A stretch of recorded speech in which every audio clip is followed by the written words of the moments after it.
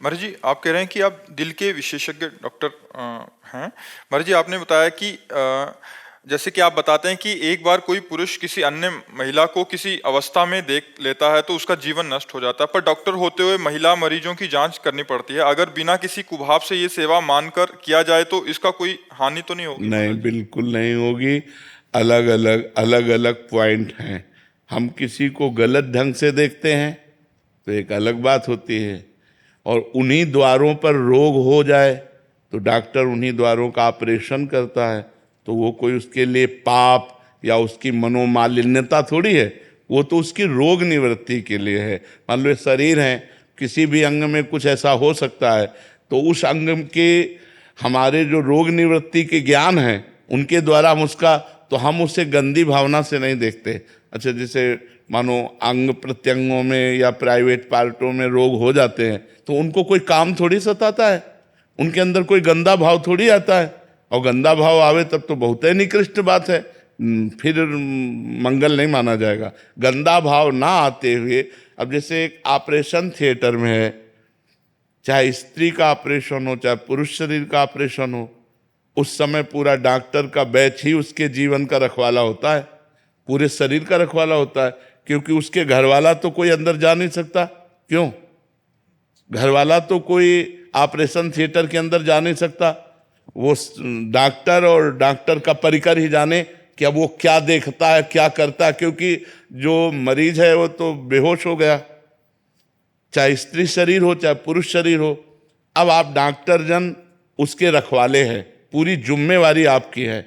जहाँ जो ऑपरेशन करना है जैसा, वो आपकी जिम्मेदारी। आप वहाँ क्या करते हैं वो सबसे बड़ा डॉक्टर देख रहा है, भगवान।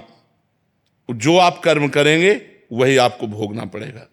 अगर आप वहाँ कोई गलत हरकत करते हैं तो वो आपके जीवन के लिए बहुत हानिकारक होगी। आप ईमानदारी से मरीज के साथ बर्ताव करते हैं, क्योंकि मरीज बेहोश, उसके शरीर का रखवाला कोई परिवार का है नहीं, और आप ही पूरी जिम्मेवारी की हो। तो हमें लगता है 1000-2000 डॉक्टर में किसी एक की ऐसी मनोमालिन्यता हो तो नहीं कह सकते, नहीं, बकाया बड़ी ईमानदारी से मरीज के साथ बर्ताव किया जाता है और वो भगवान की पदवी प्राप्त करता है। लोग कहते भी डॉक्टर भगवान का दूसरा स्वरूप है, ऐसा माना जाता है। वो इसीलिए माना जाता है कि वो पूरी ईमानदारी से बर्ताव करता है। तो हमें लगता है ऐसी परिस्थितियों में ये कोई पाप नहीं है, ये मनोमालिन्यता ही पाप है। जैसे हम मन को मलिन करके किसी स्त्री को देखते हैं, और ऐसे तो हम अपनी बहन को भी देखते हैं, बेटी को भी देखते हैं, माँ को भी देखते हैं, तो हमारे अंदर मनोमालिन्यता थोड़ी आ जाती है। अगर हम अपनी माँ बहन के समान अन्य माता बहनों को देखें तो कोई परेशानी नहीं, लेकिन हम गलत दृष्टि से देखेंगे तब वो पाप हो जाता है, जब हम गलत दृष्टि से देखते हैं। इसलिए आप खूब सेवा करो, उसमें कोई परेशानी नहीं। Doctor Smith Kaur ji. राधे राधे प्रभु जी। राधे राधे महाराज जी।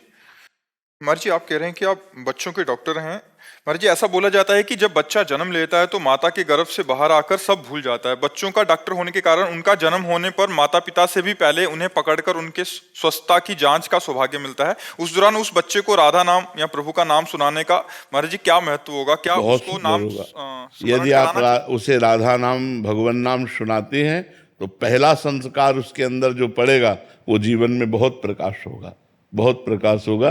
आप धन्यवाद की पात्र बनेंगे यदि बच्चा को कान में भगवान नाम सुनाएंगे। ये आपको बहुत बड़ा दान होगा, क्योंकि सृष्टि में प्रथम आगमन पर उसके कान में भगवान का नाम पड़ा। भगवान का नाम जरूर सुनाइए, उसका परम मंगल होगा। वो आगे चलकर धर्मात्मा पुरुष बन सकता है, यदि पूर्व के ज़्यादा पाप ना हुए तो। अगर वो संस्कार उसके अंदर बैठ जाएगा वो धर्मात्मा पुरुष बन जाएगा। और ऐसे ही महाराज जी, प्राण त्यागते समय भी कुछ बच्चे ऐसे आते हैं तो उनको भी नाम बिल्कुल बिल्कुल निश्चित भगवत प्राप्ति हो जाएगी। अंतिम समय में यदि वो भगवत स्मरण नहीं कर पा रहा है, भगवत स्मरण करने की क्षमता होती है, लेकिन जब मृत्यु की दशा आती है तो क्षमता खो जाती है, तो यदि हम उसके कान में नाम सुना देते हैं तो जो स्मरण करने का फल है वही श्रवण करने का फल है, उसको निश्चित भगवत प्राप्ति होगी। जरूर सुना देना चाहिए। आसपास अगर किसी के प्राण निकल रहे हों, पशु पक्षी के भी, तो जाके राधा राधा राधा राधा राधा राधा, निश्चित उसको भगवत प्राप्ति होगी।